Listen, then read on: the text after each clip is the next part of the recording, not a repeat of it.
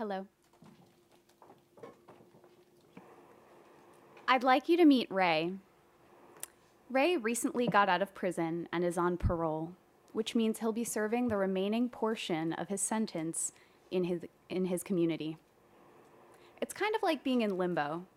Ray can taste the freedom of life beyond bars, but he still needs to report to a parole officer and follow a long list of rules. Trying to get back on his feet in New York City can be overwhelming. Ray is living in a homeless shelter as he navigates logistics of securing access to basic things like long-term housing, food, and a stable income. Unfortunately, the odds are stacked against Ray. You see, over half of the people who are in Ray's shoes end up going back to prison.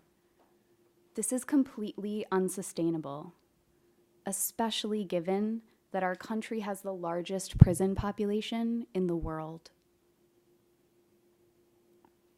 I'm Melody Quintana, and I believe that design can be a powerful tool for addressing social problems. But to make any kind of impact, we need to fully understand the people we're designing for and the challenges they face. The most meaningful and appropriate solutions are often the ones that we co-design with our users. That's why I decided to partner with a nonprofit called the Center for Employment Opportunities, or CEO. CEO helps people on parole with the immediate task of finding full-time work. With CEO, I had a chance to sit down and talk to Ray and others like him. I was determined to figure out how we might design a better way to set parolees up for success. The answer we came up with together is Thrive. Thrive is a tool to help parolees progress toward short-term goals and receive some support from people who care along the way. It comes in the form of paper cards for those who don't have smartphones and a mobile app for those who do. Both platforms offer a series of prompts that guide parolees through setting goals and breaking them down into little actions that they can do day by day. Over time, these actions serve as a foundation for conversations with social workers, friends, and family. Before I go into how Thrive works, I want to tell you why helping with both goal setting and conversations can be so important during the parole experience. If you've ever taken Psychology 101, you probably remember Maslow's hierarchy of human needs. Everyone has to have the vital stuff at the base of the triangle all set before they can get to the higher level stuff. The same model holds true for parolees. Upon re-entering society, they must find shelter, safety, and an income first. But the more I talked to Ray and others like him, the more I began to see that meeting these immediate needs is not enough. In fact, unmet higher level needs are just as crippling.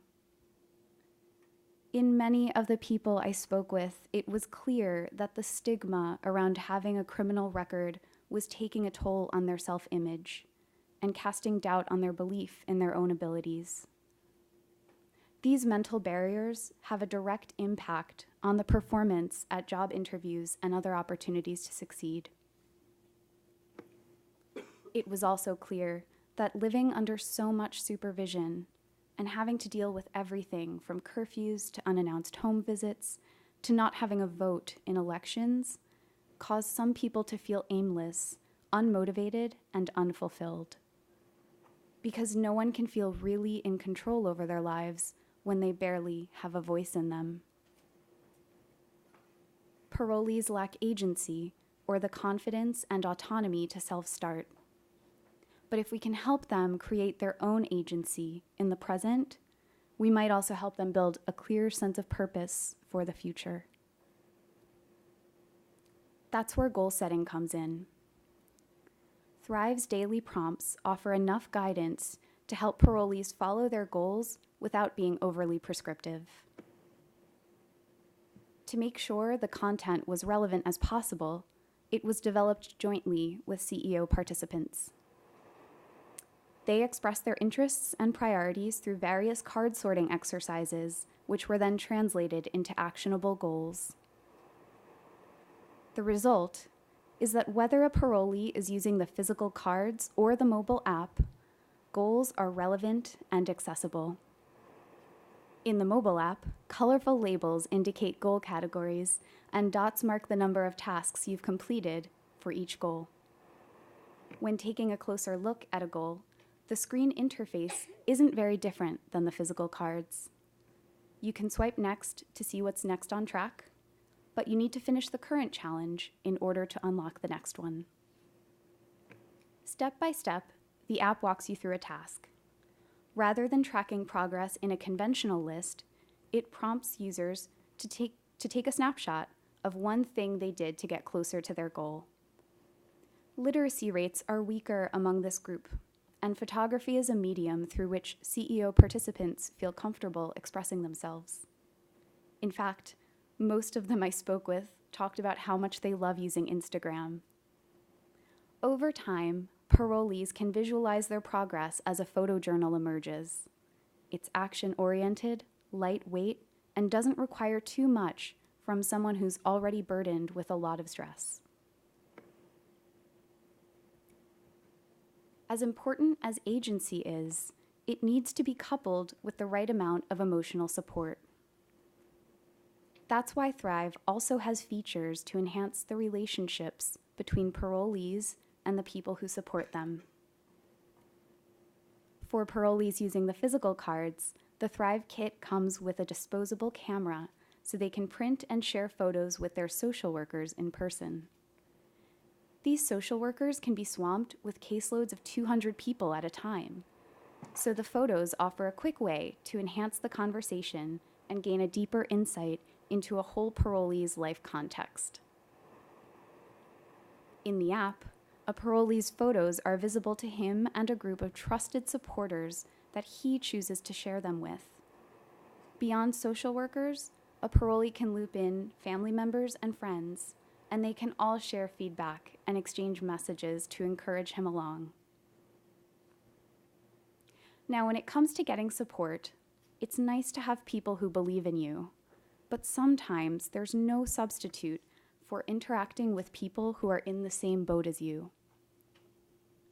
In an ideal world, Thrive would foster these types of connections among parolees who have similar challenges and goals.